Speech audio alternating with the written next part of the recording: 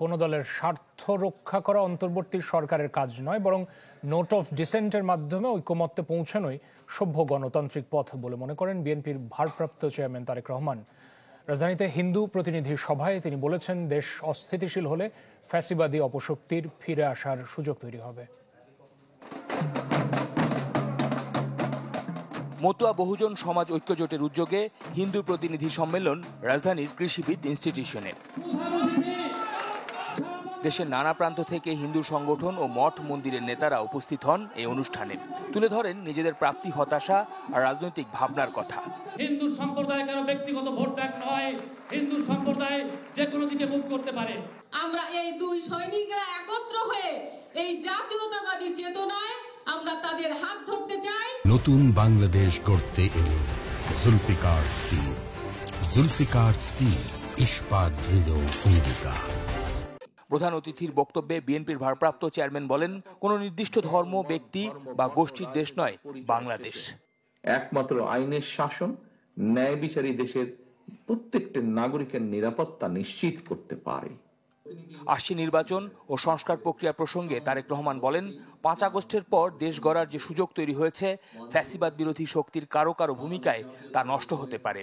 5ই আগস্টের পতিত পরাজিত পলাতক অপশক্তি কোন দলের আড়ালে গুপ্ত কৌশলে ভূমিকা রেখে যাতে দেশকে অস্থিতিশীল করে তোলার সুযোগ না পায়, গুপ্ত বাহিনীর সেই অপকৌশল থেকে রক্ষা পাওয়ার জন্য অন্যতম প্রধান কৌশল হচ্ছে একটি, ফ্যাসিবাদ বিরোধী জাতীয় ঐক্য বজায় এবং বহাল রাখা।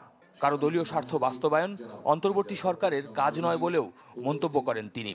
অবশ্যই কারো দলীয় স্বার্থ বাস্তবায়ন করা এই সরকারের কাজ নয়, এবং এ কারণেই বিএনপি এই সরকারের প্রতি কোন রকম চাপ প্রয়োগ করার পরিবর্তে বরং ভিন্ন মতের জায়গাগুলোতে নোট অফ ডিসেন্ট, এটাকেই বিএনপি ডিসেন্ট ওয়ে বলে মনে করে। অনুষ্ঠানে বিএনপি মহাসচিব সহ স্থায়ী কমিটির কয়েকজন সদস্য অসাম্প্রদায়িক, প্রগতিশীল ও গণতান্ত্রিক বাংলাদেশ গড়তে সনাতন ধর্মাবলম্বীদের সমর্থন চান। আমরা বাংলাদেশকে সেইভাবেই একটা গড়ে তুলতে চাই যেখানে সকল ধর্মের, সকল গোত্রের মানুষের সমান মর্যাদা থাকবে। যদি মনে করেন আমি আপনাদের সম্প্রদায়ের লোক, তার পক্ষ থেকে আমি আন্তরিক অভিনন্দন জানাবো। আপনাদের পরিবর্তনের হয়, যদি মনের পরিবর্তন প্রয়োজন থাকে সেটাকে স্থায়ী করুন।